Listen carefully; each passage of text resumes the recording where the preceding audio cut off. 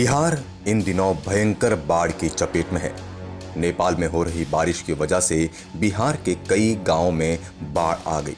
दरभंगा, मधुबनी, पूर्वी चंपारण समेत कई जिले बाढ़ बारिश की मार से परेशान हैं। सरकार से लोगों को कोई मदद नहीं मिल पा रही है।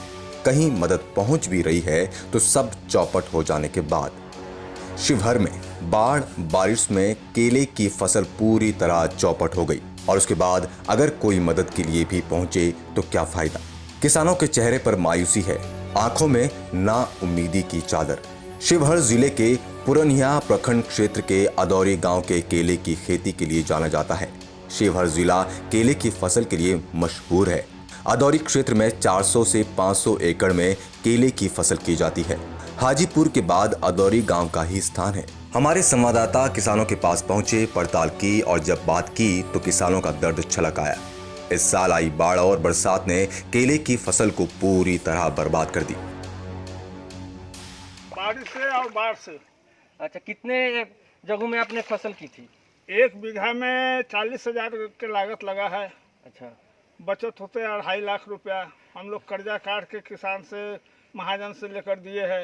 बाल बच्चा भूखे मर रहा है। कितने दिनों में फसल तैयार हो जाती है? साल भर में तैयार होते हैं सर। लेकिन इस वर्ष बाढ़ और बरसात के कारण आपकी सारी मेहनतों पर पानी फिर गया। पानी फिर गया। आप क्या कहना चाह रहे हैं? आप कहना चाह रहे हैं सरकार से हम लोग को मदद मिले।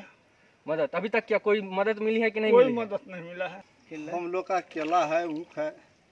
तो क्या आप बचा पाए कि नहीं अपने फसल? कुछ भी नहीं बचा, देखते रहे यही क्या हाल है, ये लाद ले जा रहे हैं। सारी फसलें आपके बर्बाद हो गई? सारी फसल बर्बाद। कोरोना से तो हम लोग बेरोजगार थे ही, और उसके साथ साथ ये बाढ़ की आपदा में हम लोग का जीना मुश्किल हो गया है। हम लोग का रोजी रोटी भी मुश्किल से ही कट रहा है। फसल सड़ रही है। घुटने भर पानी में केले की फसल है। यहाँ के लोगों का मुख्य आय का साधन केले और गन्ना है। लेकिन बाढ़ और बरसात ने किसानों के सारी मेहनतों पर पानी फेर दिया।